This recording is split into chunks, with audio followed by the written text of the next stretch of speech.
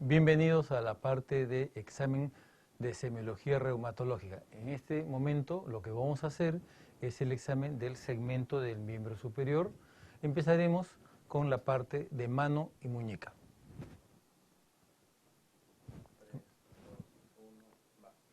Cuando uno examina mano, uno debe ver primero algunas partes que no tienen que ver con las articulaciones, pero que sí juegan un rol fundamental. Por ejemplo, ver en las uñas si hay foveas unguiales o pitting, que nos hacen sospechar psoriasis y o artritis psoriática.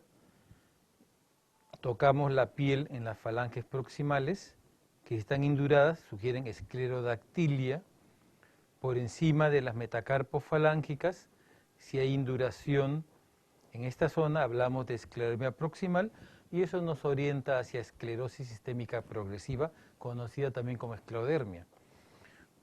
Cuando un paciente tiene dolor en manos, siempre la pregunta es, ¿tiene un problema articular o tiene un problema extraarticular? Veamos primero la parte articular. En las partes de las interfalángicas distales, uno palpa de esta manera por los costados, tratando de buscar nódulos de Heberden que se ven en artrosis de manos. Igualmente, uno palpa por los costados de las interfalángicas proximales, tratando de palpar nódulos de Bouchard, que también se ve en artrosis de manos.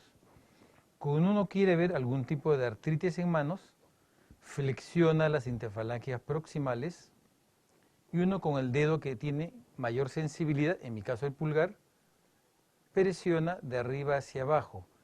Y lo que uno debe palpar fácilmente es una especie de ranura o hendidura que es la articulación interfalángica proximal. En este caso se siente normalmente, no hay engrosamiento sinovial, es decir, no hay nada que ocupe espacio. Las metacarpos falángicas también se palpan de esta manera flexionadas y uno palpa los costados tratando de palpar bien la cabeza de las falanges, que deben palparse fácilmente. De no ser así, hablamos también de engrosamiento sinovial.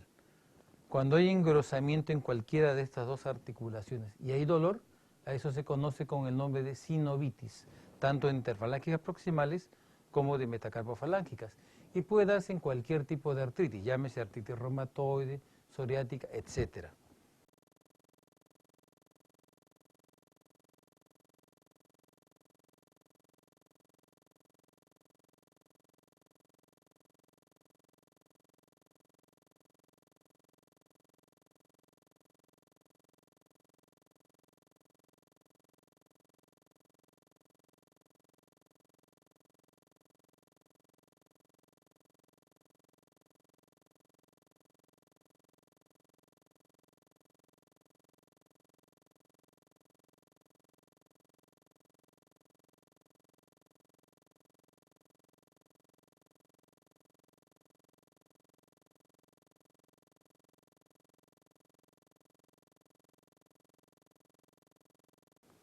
La muñeca, ¿cómo se examina? La articulación, se mira si está hinchada, si está roja, se palpa la temperatura para ver si hay o no, sentir si hay o no calor local, y luego miren cómo examinamos la muñeca, cómo tocamos, y miramos el rango de movimiento que es adecuado. No hay una limitación.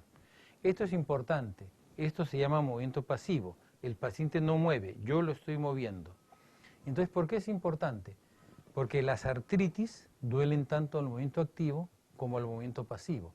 En cambio, un reumatismo no articular nunca duele al movimiento pasivo. Entonces, esto es importante. Hemos visto cómo se examinan las articulaciones. Veamos algunos reumatismos no articulares, llamados también reumatismos de partes blandas, que son frecuentes en la mano y en la muñeca. En la mano son frecuentes la tendinitis flexora. Entonces uno examina de esta manera y va palpando tendón flexor por tendón flexor.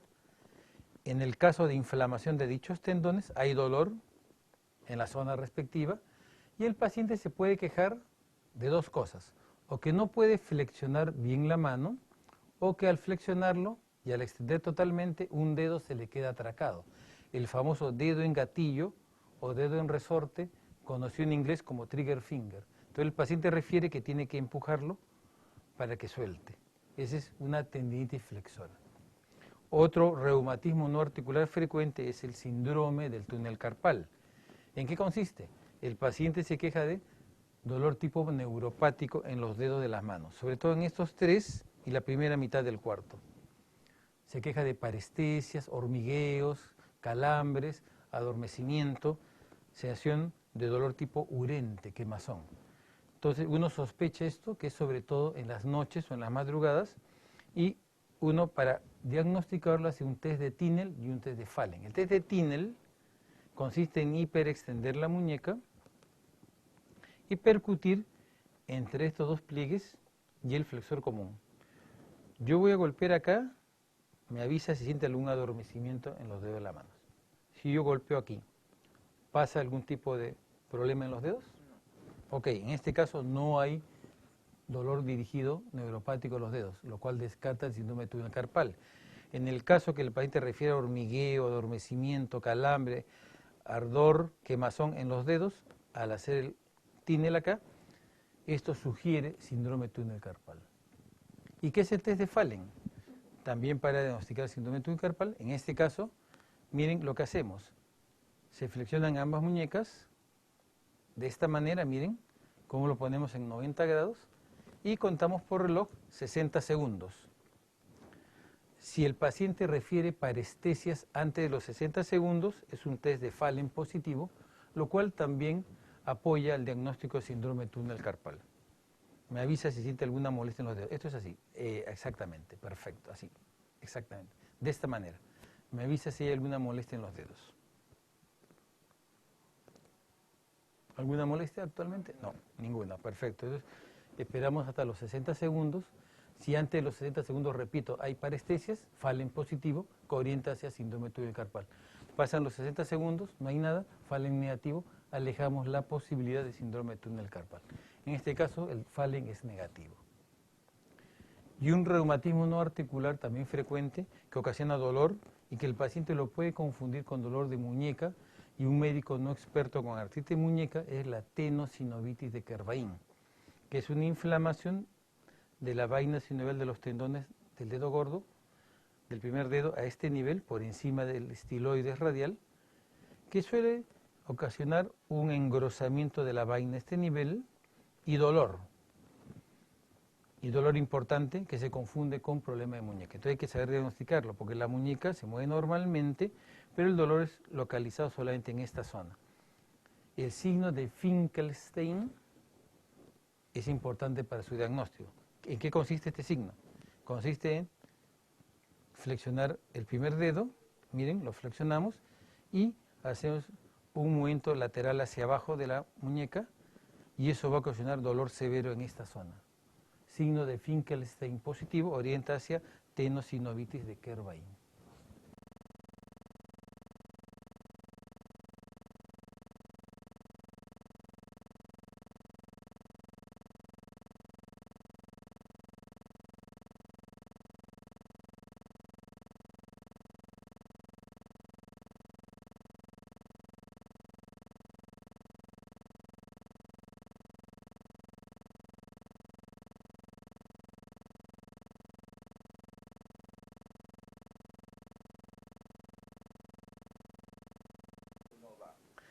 En este momento vamos a pasar a examinar el codo.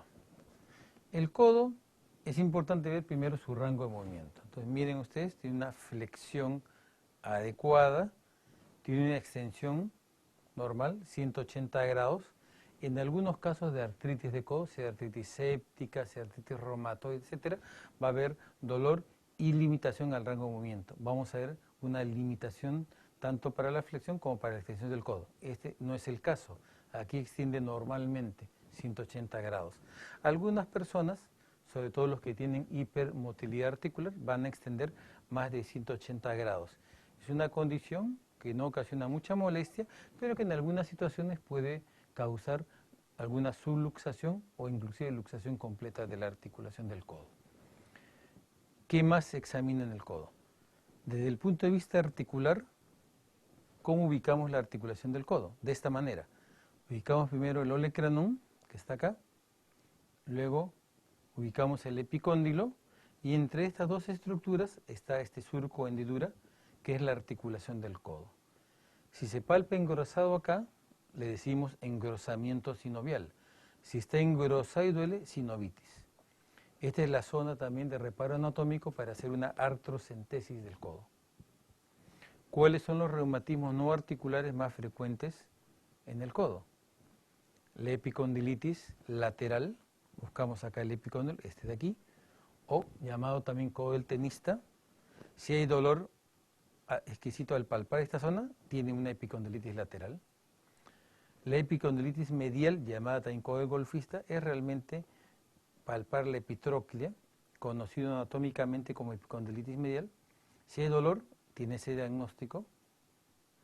También hay lo que se conoce como bursitis olecraniana, es decir, acá hay una tela virtual, una bolsita virtual, que bajo ciertas condiciones de inflamación se puede llenar de líquido y producir un aumento de volumen localizado de esta manera. ¿Ok? Bursitis olecraniana, que la causa más frecuente es postraumática.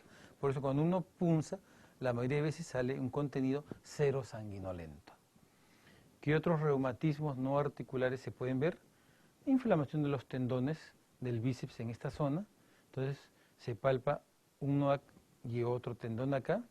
Y si no hay dolor en esta zona, perfecto, no tenemos ningún problema. Si hay dolor acá, efectivamente tiene tendinitis localizada en esta zona. ¿Qué más debemos examinar cuando uno palpa el codo? Debemos ver fuera de la parte articular y los reumatismos no articulares la presencia o no de nódulos subcutáneos. Los nódulos subcutáneos se palpan de esta manera. Miren cómo paso el dedo, o la mano en general, en este caso el dedo, sobre la superficie extensora del antebrazo. Y si palpo nódulos, que pueden ser o no móviles, según si estén pegados o no al periósteo o estén solamente en el celular subcutáneo, vamos a tener los diagnósticos de gota, si es que son tofos, o de nódulos reumatoides, si es que el paciente tiene artritis reumatoide. ¿Ok? Entonces es importante, los principales nódulos subcutáneos son los tofos, que se ven en gota, y los nódulos reumatoides, que se ven en artritis reumatoide.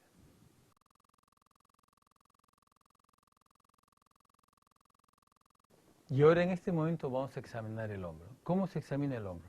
El hombro tiene aumento de volumen, calor local, como las articulaciones previas, codo y muñeca. La respuesta es no. ¿Por qué?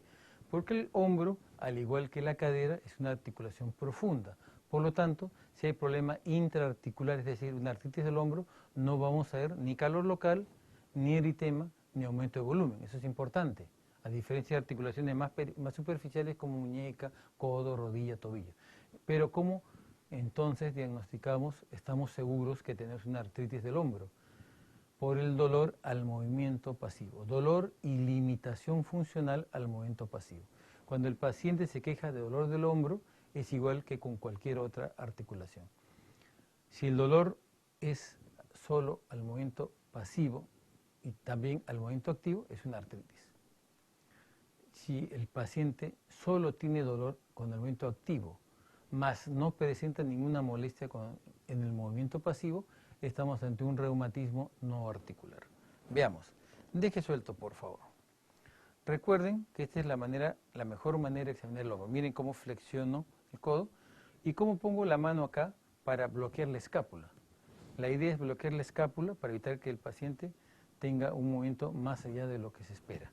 Y miren, deje suelto por favor, yo voy a mover, usted no mueva, deje suelto por favor. Uno mira primero la abducción y esto es lo correcto, 90 grados, es una abducción normal. En los casos que el paciente tenga, por ejemplo, una tendinitis del supraespinoso, vamos a ver una limitación, por ejemplo, hasta este nivel, una limitación en la abducción del hombro. Felizmente no es el caso y aquí tenemos una abducción completa de 90 grados. ¿Qué otra cosa es importante cuando uno examina el hombro? Voltee un poquito para acá, por favor. Gracias. Uno debe rotar el hombro hacia adentro, ver hasta dónde llega y miren, uno idealmente debería medir la distancia entre la apófisis espinosa C7 y el pulgar. No hay un parámetro normal para esto, pero nos sirve para el seguimiento. Supongamos que el paciente tiene un problema en el hombro, deje suelto por favor, y supongamos que solamente puede llegar hasta acá. Si yo le doy tratamiento, poco a poco va a ir mejorando y cada vez más el paciente va a poder subir más esta zona. Entonces es un parámetro de seguimiento. No sirve para el diagnóstico, pero sí para el seguimiento. ¿Qué otras cosas? Siéntese derecho, gracias. ¿Qué otras cosas tenemos que ver cuando uno examina el hombro? La corredera bicipital.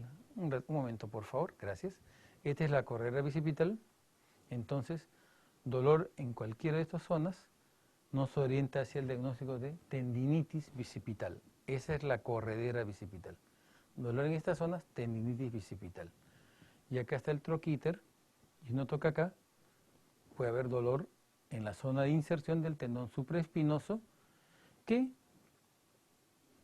este diagnóstico se refuerza cuando hay limitación del rango de movimiento en el hombro, en la abducción.